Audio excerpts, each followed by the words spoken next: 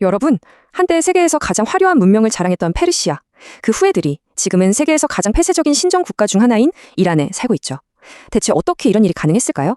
오늘 이 시간에는 이란 혁명의 역사를 통해 한 나라의 운명이 송두리째 뒤바뀐 그 과정을 따라가 보겠습니다. 자, 이 두 사진 좀 보세요.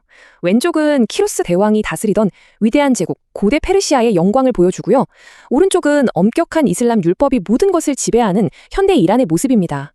정말 같은 나라라고 믿기 힘들 정도로 다르죠. 이 극적인 변화, 어떻게 설명해야 할까요? 바로 이 질문이 오늘 이야기의 핵심입니다. 도대체 어떻게 이렇게까지 완전히 다른 나라가 될 수 있었을까요? 많은 분들이 생각하는 것처럼 이건 결코 하루아침에 벌어진 일이 아니었습니다. 아주 오랜 시간 동안 차근차근 진행된 결과였죠. 네, 그럼 그 기나긴 역사 속으로 한번 들어가 보겠습니다. 먼저 이란의 복잡한 종교 역사를 간단히 짚고 넘어가야 해요. 원래 이란은 불을 숭상하는 조로아스터교를 믿던 페르시아 제국의 후예였어요. 그런데 7세기에 아랍의 침공을 받으면서 이슬람이 들어오기 시작했고요. 수백 년에 걸쳐서 서서히 이슬람 국가로 변해갔습니다. 그러다 16세기가 되면 시아파 이슬람이 아예 국교로 딱 자리 잡게 되죠. 하지만 20세기에 들어서 팔레비 왕조가 등장하면서 이란을 서구식 근대 국가로 만들겠다며 아주 야심찬 세속화 정책을 밀어붙이기 시작합니다. 바로 여기서 역사의 물줄기를 바꾼 결정적인 사건이 터집니다. 당시 국왕이었던 샤헤가 주도했지만 결국 엄청난 분열을 낳고만 근대화 프로젝트, 바로 백색혁명입니다. 1960년대에 시작된 이 백색혁명. 사실 그 의도는 좋았어요. 가난한 농업국가를 빨리 잘 사는 산업국가로 만들자는 거였으니까요.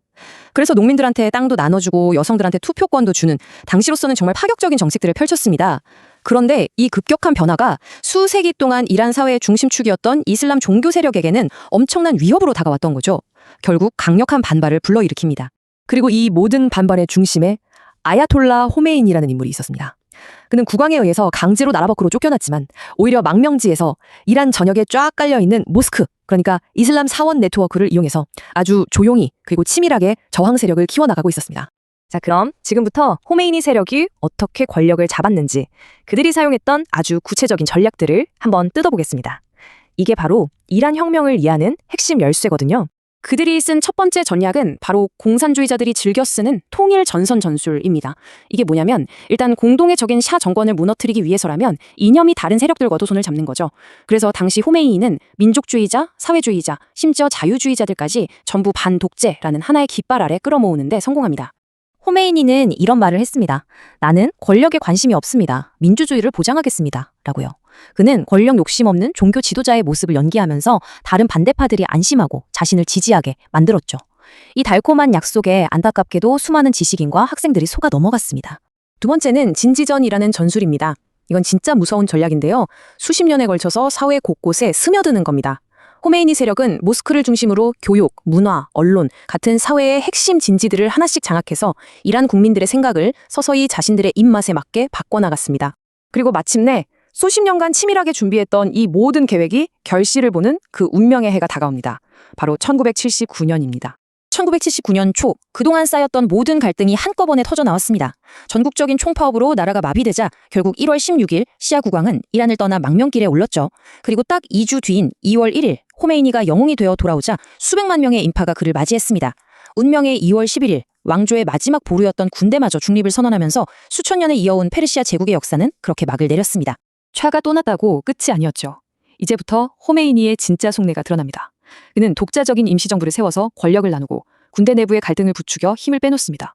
그리고 가장 무서운 건 바로 어제까지 함께 싸웠던 동지들, 즉 자유주의자나 사회주의자들을 혁명의 배신자로 몰아서 가장 먼저 그리고 가장 잔인하게 숙청해버렸다는 겁니다. 자, 지금까지 이란 혁명이 어떻게 일어났는지 그 과정을 쭉 살펴봤습니다.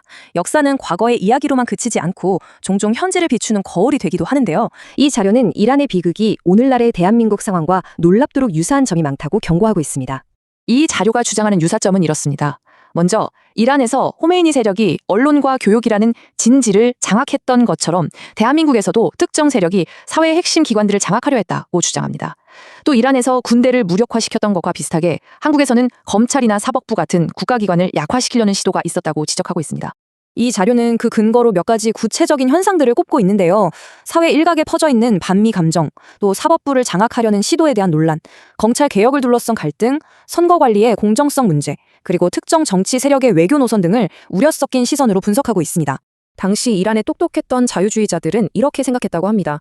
설마 종교 지도자가 독재를 하겠어?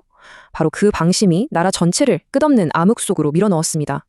오늘 우리가 함께 살펴본 이란 혁명의 역사는 지금 우리에게 이런 질문을 던지고 있습니다. 한 국가의 자유와 미래를 지키기 위해서 과연 우리는 역사로부터 무엇을 배워야 할까요? 여러분은 어떻게 생각하십니까?